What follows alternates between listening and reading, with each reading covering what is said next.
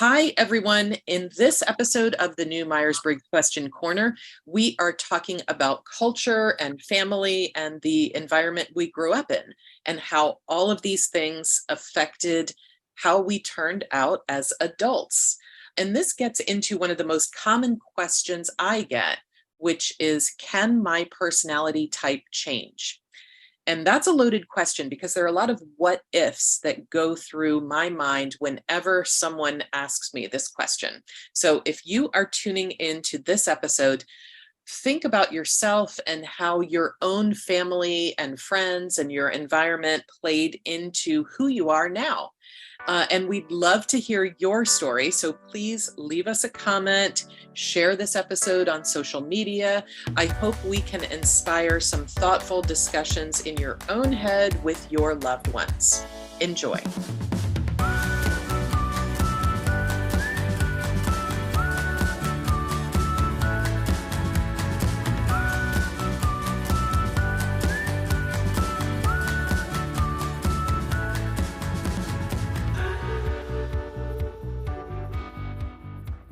Welcome to the new Myers-Briggs Question Corner. I'm Edythe Richards. And I'm Marc Maffey. And we're here to answer your questions about all things personality and all things Myers-Briggs.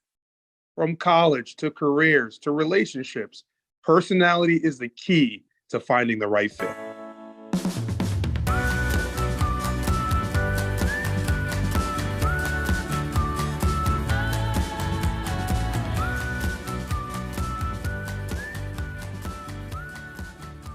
Hi, folks. Hope you all are doing well.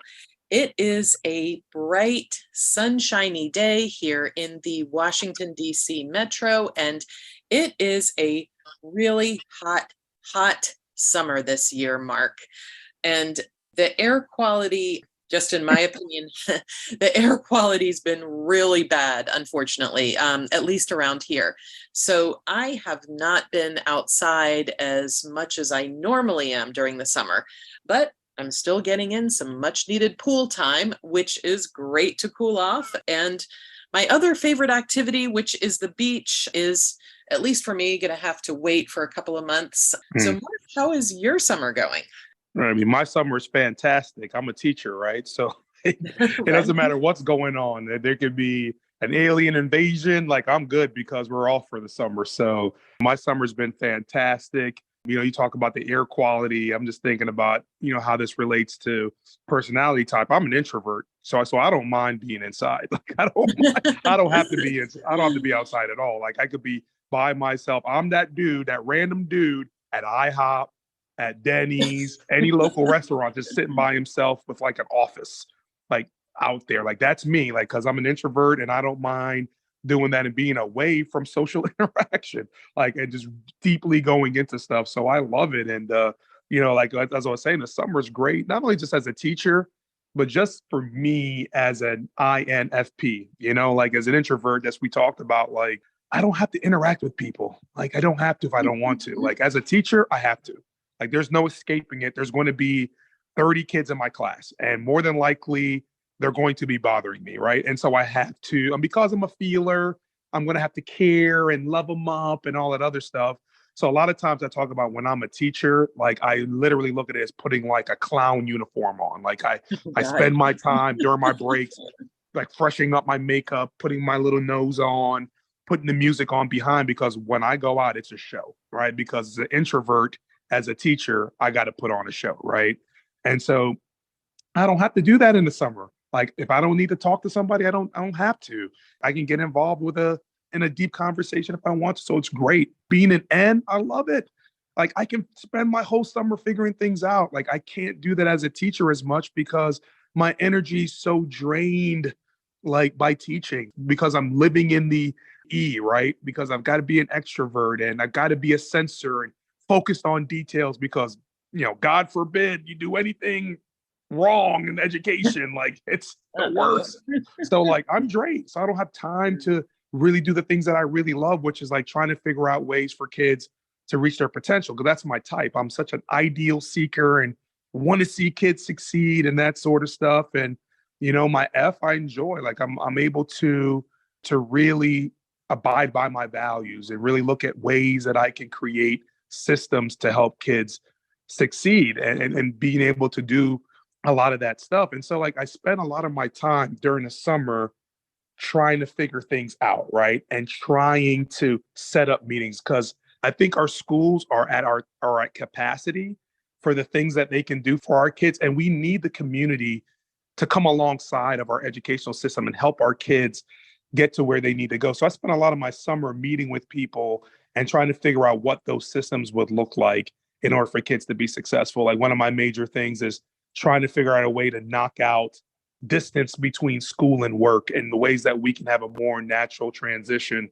between school and work. But here's the thing, Edythe, like I realize I suffer as a P with that because now I don't have the bells. Now I don't have the organization. Now I don't have the Google Calendar that they require me to use in schools in order to get myself organized. So now I've got to jump into my J heavy to set myself up because it can be 1 o'clock and I haven't done anything. I'm still reading and thinking about something else to figure out. Like I have to say, okay, from 9 to 1, you got to do this. From 1 to 3, I have to be very organized. And for the first time, I have a planner. I won't use my planner during the school year because there's so many things that are already organized for me. But as a P operating in the summer where I got to get stuff done for these systems, I need to tap into my J. And I know if we talked a lot about like sometimes at work, you feel like an imposter because there's certain dichotomy types or certain types that you have to become at your work in order to become successful that are totally opposite of who you are. Yes. Describe how the culture of your work forces you to be somebody different.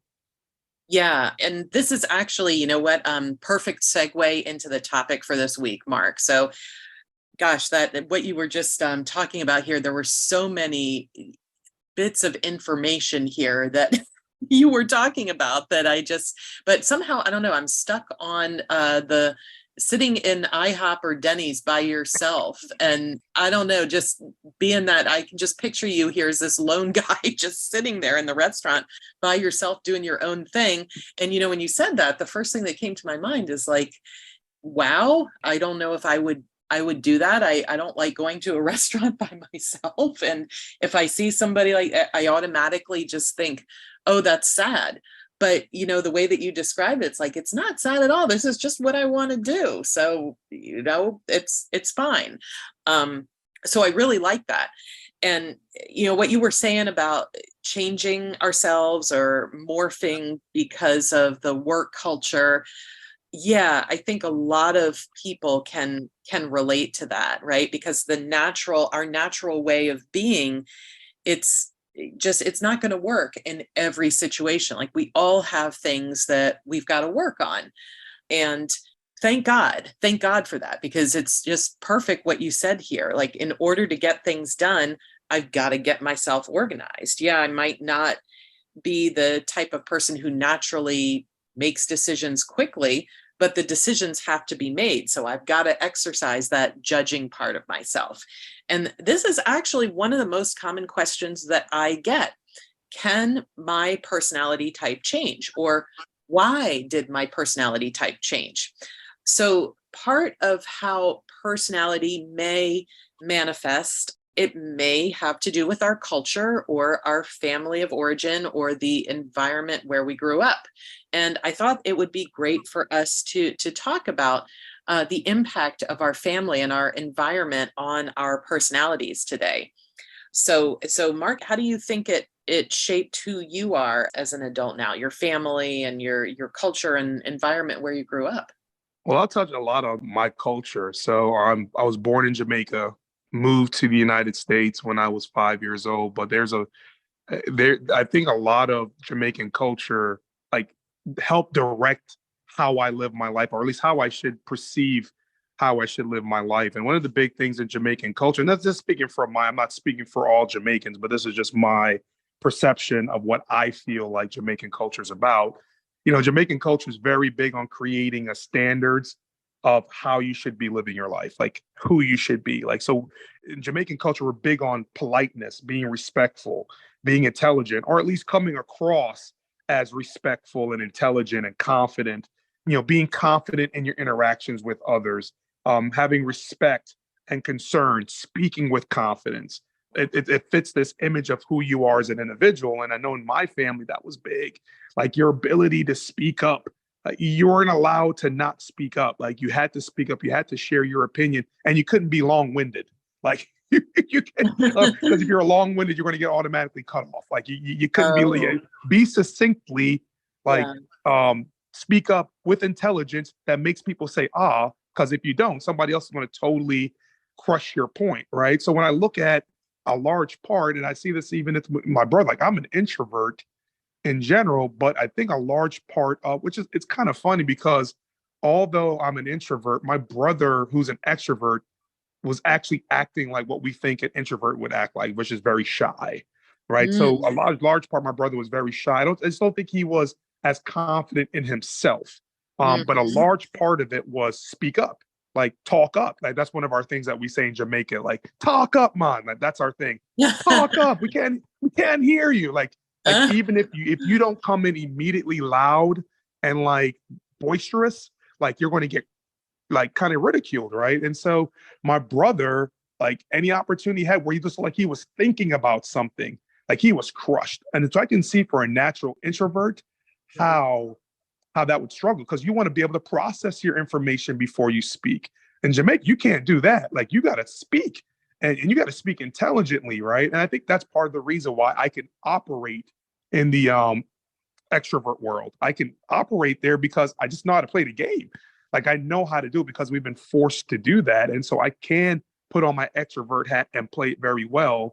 And that's why a lot of people will look at me and they have no idea I'm an introvert, because I know how to play the game, because largely because of my Jamaican culture. You weren't allowed to think before. And if you're going to think before, think way before the event. Like, think about what you want. And then when I'm ready to ask you the question, you better have the answer, right? Right. So I got a question then. So if you could type Jamaica, like as a type, like as a Myers-Briggs type, what would you type Jamaica as? That's for all our MBTI like nerds. Like how great would it be to like type countries, right? I mean, there's people literally, like people do this. So like I have my own perceptions of that, but just hearing you talk about, because I love Jamaican culture and just love the people and everything. But yeah, what would you type Jamaica as? I would say if you're a parent, which is who's kind of handing down the culture, it's strong. It is E, it is S, it is T, and it is J. No way, really? Oh, so they're like a lot of, you have to follow the rules, speak up, do what I tell you to do. Yes. Wow. I mean, that you just described Jamaican parenting, like, every Jamaican kid has gone through that. Okay. We'll watch these reels like on the internet of Jamaican parents, and it's so true. And here's the thing too, is Jamaica. Now, look, I'm not saying this is what these individuals are, but as a parent, that's what the culture teaches you to be. It is so overbearing. It is like so much like you, like to the point where you just give in. You just relent. I'll behave because I'm just tired of hearing it. Like it's just the expectations and what's expected and all this other stuff. It's like, what do I need to do just to let you just stop, to just be quiet? And you can't say that, of course. You got to say that inside. That can't come out of your mouth. So yeah, I would say there's very much how you describe them. Wow. But like in day-to-day interactions and stuff, like I don't get that. Everybody seems to be much more laid back, and it's like, no problem, man. It's Jamaica. Just relax. It seems like in day-to-day life, for me at least. Yeah, because we know that if we're not that type, that you're not going to come back. like if you're the Jamaican parent, like at these resorts, like you're not going to have it. Nobody's coming back to your situation. So like, like the whole idea, relax, man, like very P oriented, relax, everything's going to be okay. Like not from the Jamaican parent. Like the Jamaican parent, not everything's going to be okay. If you don't do A, B, and C, there's a problem. It's almost like, so they're also like putting on their clown suits every day too, just a different type of clown suit, I guess. So it's not really who they are. I think you described, and that's at least definitely my family, right? And I'm willing to say the Matthew family, we know this, right? And we have a lot of people in this Matthew family. But like, it is about like, when it comes down to it, it's about image. And so like when you're dealing with image, it forces you to put on different personality sides depended on the situation. So like they would not expect you to act that way, the way a parent would, if you were at a resort or interacting with people. Mhm. They wouldn't want you to all of a sudden speak up. They want you to actually, so if you're a child, it's different, right? Now it's, you should be listening. You should be processing information. You don't talk. You just talk when I tell you to talk. And so Oh like, my gosh. there's a Wow. different typing So of it that's in general.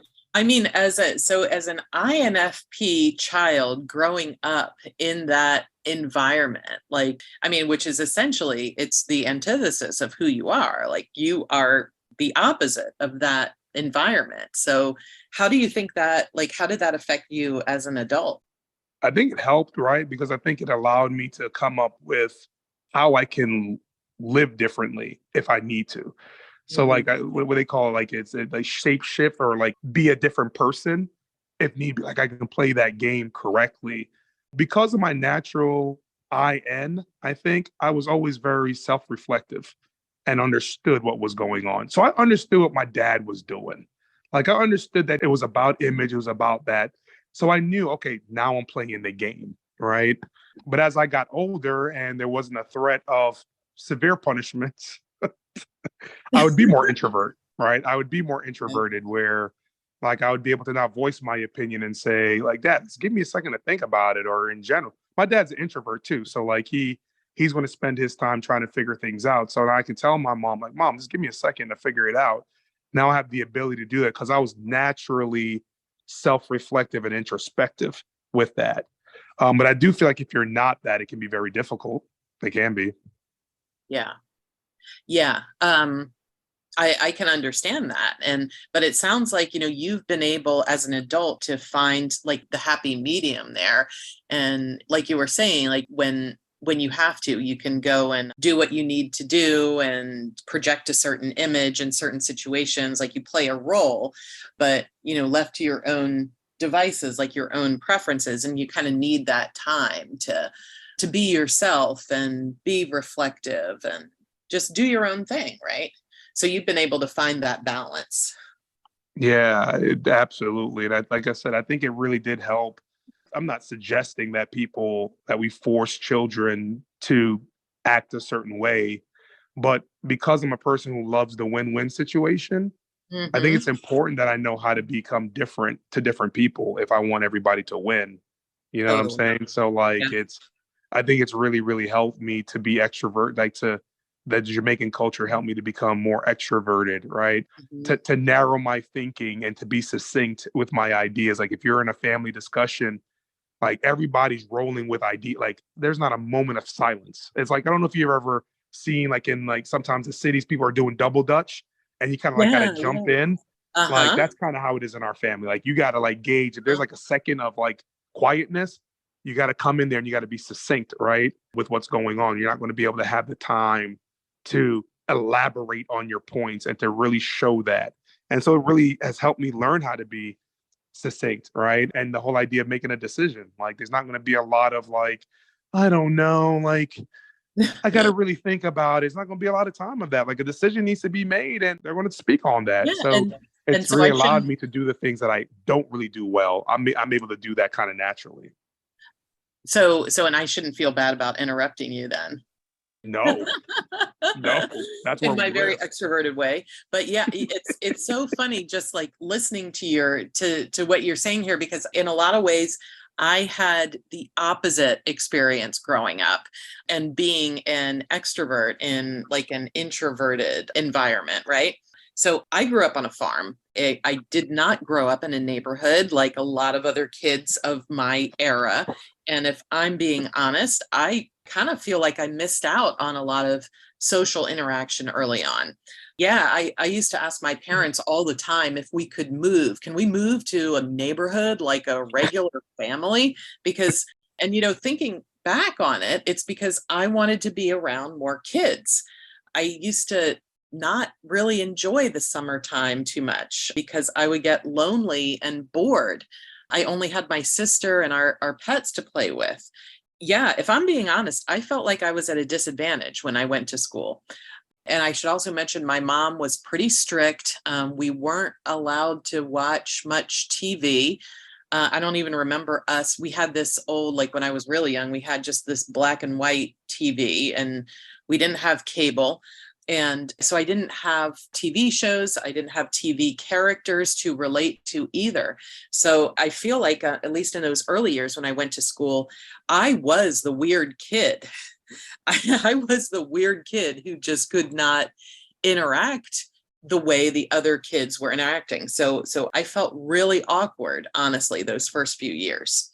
On the plus side, I did grow up in an environment where I did learn to hone my creativity. And to this day, I think that's one of my strongest skills. I love to brainstorm. I love to come up with clever new ideas, and I love to read. And that's another thing my mother encouraged. And, on the other hand, all of the activities that were encouraged were introverted activities. And my mom is still, to this day, super introverted. She does not like crowds. She doesn't like parties. She doesn't like going out anywhere. And I'm not saying that's a bad thing. It's just who she is. But I can't help thinking that if my extroversion were encouraged a little bit more, would I be different? And how would I be different?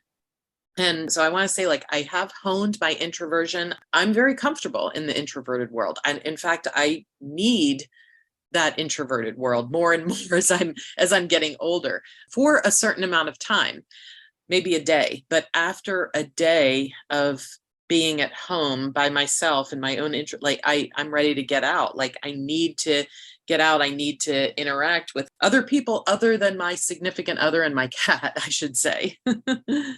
Yeah. And if you make a really, really great point about the idea of how we can interact in these other types, right? Or these other preferences, it's, although it may not be something that's natural to us, understanding of how to live in that life is actually very, very beneficial for us. And again, I don't necessarily suggest that people live in that, because, something that you've said, you've become very frustrated in the corporate world because it doesn't really match your typing. It probably doesn't allow you to reach your potential. But knowing how to play that game, knowing how to live in that space in moments can actually help you really succeed in almost any situation. So I think that's really, really important. Yeah, I mentioned, I was kind of joking about interrupting you before, but it was as you were talking about that and the family you grew up in and how you kind of always, you have to, if there's just one little nanosecond of silence, like somebody has to fill it, right? And in my family, it's rude. Like, it was considered very rude to interrupt somebody. And I've still taken this to my adulthood. Like, I don't like to interrupt people. I want to let them finish, and I really want to tune in to hear what somebody else is saying before I chime in with my own thoughts here. And it's funny because, and I have been mistaken more than once as an introvert, and I think it's just because I've been comfortable. Like, I've learned to be comfortable in that world, and it's to the point. It's hard to believe this now, and I think a lot of people wouldn't believe it, but I was nominated shyest in my high school class. And, people who know me now, they would never, ever know, they would never suspect this. But I got very comfortable in the world of introverts from the time I was young, and I'm still comfortable by myself. So this goes to show this is about preferences. Like, we are not either an extrovert or an introvert. I would venture to say, like, everybody's an ambivert. We have a preference for extroversion or introversion, but so I'm an extrovert, I have a preference for extroversion, but I still do introverted things. I love my introverted things. And you, Mark, as an introverted type, like, you still, I think, enjoy being an extrovert. Like, how long would it take for you to be in your introverted world before you feel like you have to interact with somebody? Like, how long would that take for you? Oh boy, I think I'm a strong introvert. Like, I think I could use my extrovert, because introverts not necessarily like they want to be by themselves, but they want to be with a small selection of individuals that are like that they can think deeply with or talk deeply with. So even if you're dealing with an extrovert, like I go to a dinner party or whatever, like I can't small talk. I don't really want to small talk, and I need to improve in that area. But if I have an extrovert like you to start off a conversation, and then somebody's talking on a topic that we both can talk on, then I'm going to pair like an extrovert. Like we're going to talk each other's ears off because we're talking about something that we're both passionate about, and I Mhm. enjoy that versus it's just all talking about whatever. So I feel that like what was it called, ambivert? An ambivert, yeah, Yeah, there's a lot of discussion online. Like when we talk about when we hear introvert and extrovert, somebody inevitably chimes in and says, "Well, I'm an ambivert," or there's these articles, or what if you're not an yeah, introvert or an extrovert, but you're an ambivert? And it always makes me chuckle because I'm like, well, yeah, all of us yeah, are ambiverts, yeah. right? and Um, and, a lot, and what we're mentioning even in this cultural yeah. space is sometimes you're so forced to be a certain preference that you almost begin to do it naturally, Yes. essentially, right? Yes. Like you just because you've been doing it so often.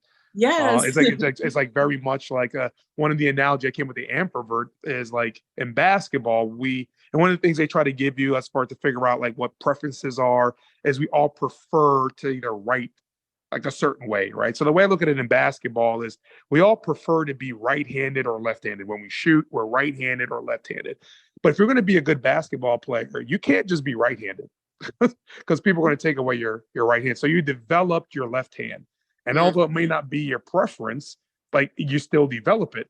Now, what happens if you're Kobe Bryant and you expend a significant amount of time? Kobe Bryant said he spent a whole summer just taking left-handed shots and just using his left hand. Well, that he might get to a point where he's naturally left-handed too, because he spends so much time in that space. And I think that's kind of the whole where a lot of us and people feel like they're the same in each one. It's probably because you probably have been in a culture that allowed you to develop your other preference as strongly as your natural one. But I still think you do something naturally one way, but sometimes our work in another area can make us natural in another way too. What are your thoughts about that? Yeah, for sure. For sure. Like you were saying, if you do something long enough, it does become natural. And I know when we're explaining the Myers-Briggs, we often use the same analogy that you were talking about with basketball and being right hand or left hand. We do it with handwriting too. So we each have a preference for being left-handed or right-handed. And you just sign your name, you kind of do it without thinking. And if you are asked to sign your name with your non-dominant hand, take note of how that feels. If somebody had started doing that from an early age, it might be a little more natural for them, and it might come out with a prettier signature. And other people might struggle if they have not developed that ability themselves. And it works with all of the preferences too. So if we think about moving away from like the extrovert or introvert preference, intuitive and sensing here. So I've got a theory about this one and about growing up. I have a theory that it's intuitive children who have more imaginary friends. So, like when I ask sensors whether or not they had imaginary friends as children, like I get a lot of weird looks. In Mm, fact, my significant other, who is a sensor, when I asked him this question, he looked at me like real weird. He's like, "Well, no, of course I didn't have any imaginary friends. What are you talking about? It was only the weird kids who had the imaginary friends." And yeah, and I mean, yeah, definitely that was me because I had several imaginary friends. But of course, being a sensing type, like he's paying attention to raw data, right? Whatever he can see, hear, taste, touch, or smell, this sensory information. And sensors, again, they focus on specifics and they deal with the real and the practical and factual information. They are not interested in imaginary concepts or theories. But me and you, on the other hand, Mark, being intuitive types, we're focusing on our sixth sense or our gut or hunches. And we're looking beyond the facts. So we're looking at patterns and hidden meanings, and we imagine what could happen in the future. And we like metaphors and analogies. So sensing types, they prioritize being grounded and practical and straightforward. So imaginary friends, they don't really fit very well into the preferred way of Yeah. the sensing type. So I don't know, what are your thoughts about that? Did you have any imaginary friends? Well, I guess in Jamaica where you couldn't have any. No, Oh, you could. Right. no. I mean, I didn't have any imaginary friends, but I think I was very imaginative. Like, Yeah. just quite possibly trying to figure out different ways of doing things and different solutions. And it can be very hard because I do think. Correct me if I'm wrong, Edythe, but this is actually normally majority of the preferences are 50-50 splits. But I think this one Oh, has it where there's more yeah. sensors than there are intuitives. If that is that true? Yeah, absolutely. So intuitive types were like more like a quarter of the population. Well, a quarter of the population are going to be more intuitive types. But interestingly enough, you're going to find this is highly correlated with career choice too. So you're going to see more intuitives in like higher education, for example, where I think it's read some statistics here, but don't quote Hmm. me on this, listeners. But yeah, there's some statistics out there that in higher ed, there's 75% of college professors are intuitive types, and it makes sense because the higher you move up Hmm. the education system, at least in our education system in the U.S. There's more, it becomes more theoretical. So intuitive types are going to be more attuned to that. And where you're going to get more sensing types in careers in accounting, also like public safety, where there's, you have to pay attention to the facts and respond there in the moment. So, Yeah, it kind of remember when we had that conversation about career choices, and we talked about how important it is to select environments that kind of speaks to your total types, but your individual preferences, and obviously the ends. All right, the ends and the S's, that's huge. Like there's certain careers that really fit you really well, right? But then mhm. not everybody has the ability to choose or change their job to fit their personality type. So I know we've had several conversations about you being in the corporate world and how does I'm sure in the corporate world, I might be wrong, but at least yours tend to be a little bit more sensing. How does an intuitive work? How do you work through that in a culture of work that really, really probably rewards those that are more sensing type? Yeah, it's challenging. It's very challenging. But one thing that I try to do is I try to encourage people to think about like future implications. So, yeah, let's talk about the practical next steps we're going to take. And let's think about, if we do X, then what's going to be the outcome of that?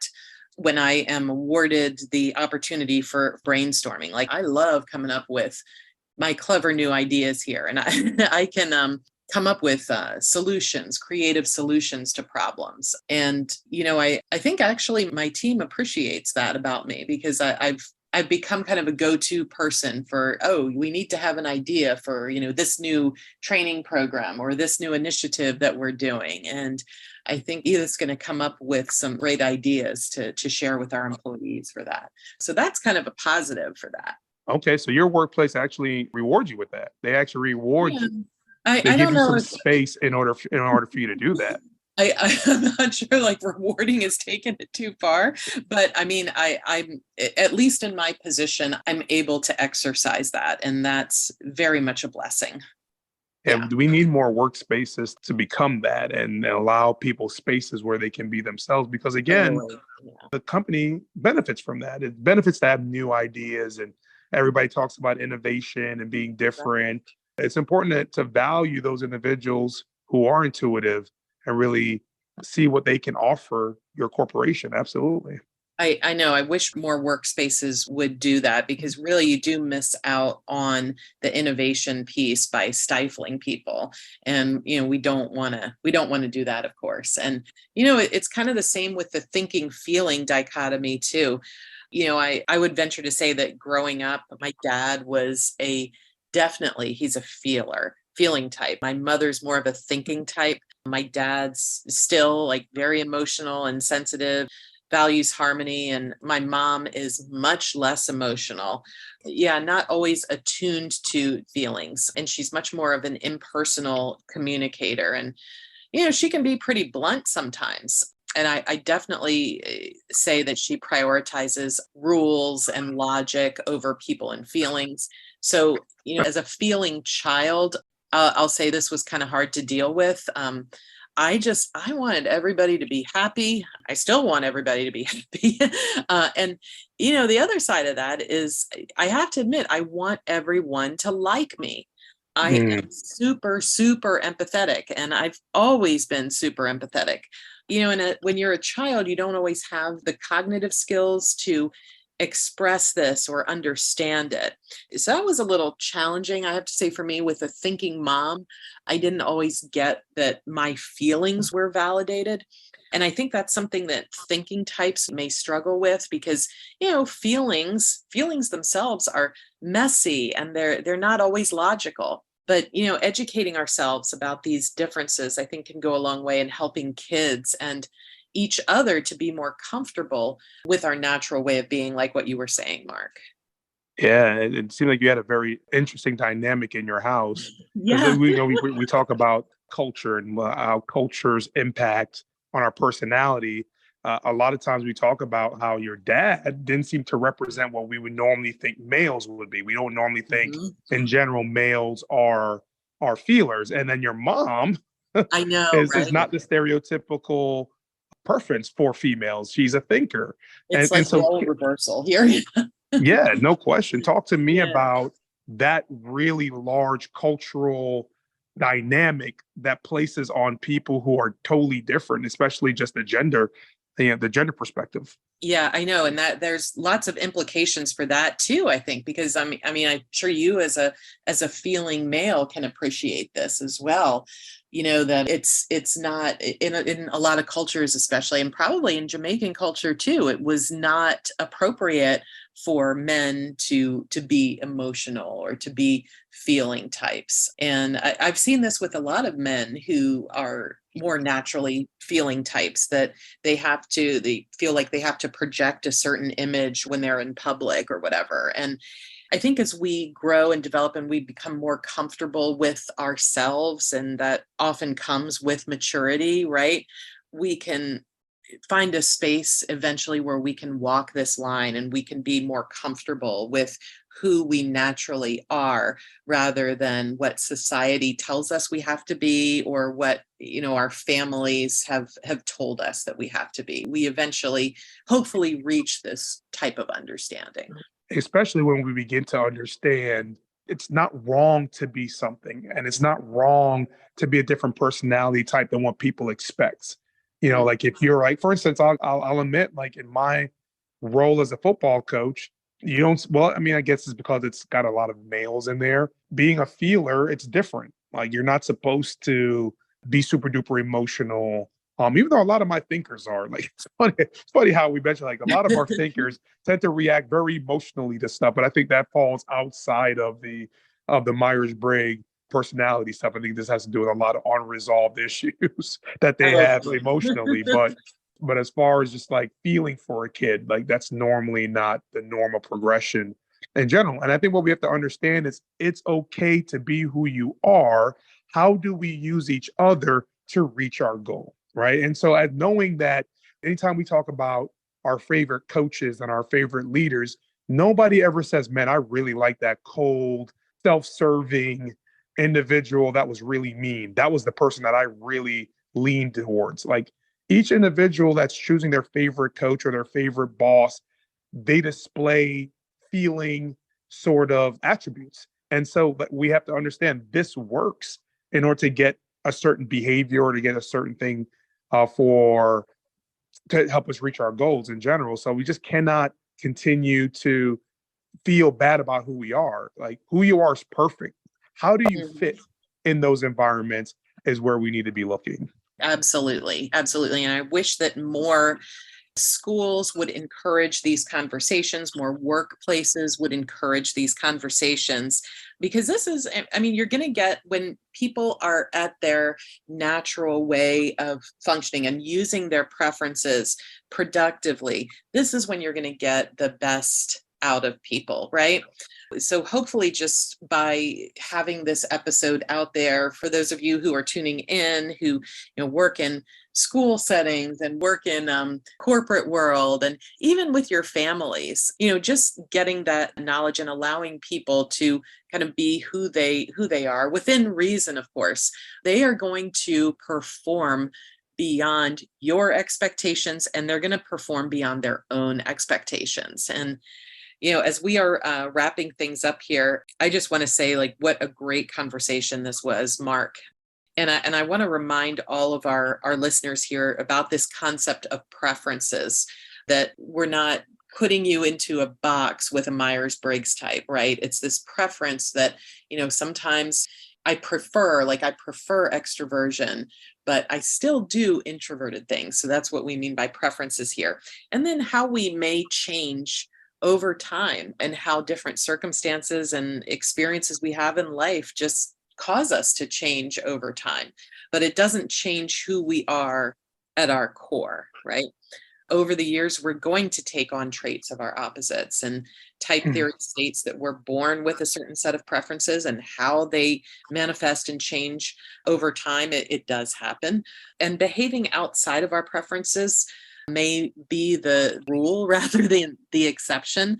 But, bottom line is we are constantly evolving as human beings, and we don't want to blame our personality for faults that we have or stresses that we're experiencing. So overall, I think this was a great conversation, Marc, and appreciate hearing more about Jamaican culture and about your experiences here with your family. That was really cool. Absolutely. And there's one thing I'd like to add on to that, just based on the culture. One thing you said, don't allow your types to define, to essentially define who you are, because you're a unique individual. And I would say the same thing about culture. Don't let the culture define who you are. I think what we can do is learn how we interact in different cultures and how those cultures impact our decision making and impact certain behaviors that we have. At the end of the day, we need to choose kind of the type of person we want to become and who we aspire to be, and try to live that particular life. These are just hints for us to figure out what is the personality type, how we might behave, right? Or in our cultures, what might have actually attributed to some of our behaviors and why we might act in certain ways. But when push comes to shove, it's our decision as far as what type of individuals we want to become. And I think that's really, really important for us to live that true, authentic self that we're all trying to become. So I think that's really, really important to add to. Absolutely. Yeah. Well said, Marc. Yeah. Yep. Thank you all for tuning in to another great episode of Myers-Briggs Question Corner. Tune in next time for another great conversation. And this is Edythe and Marc signing off.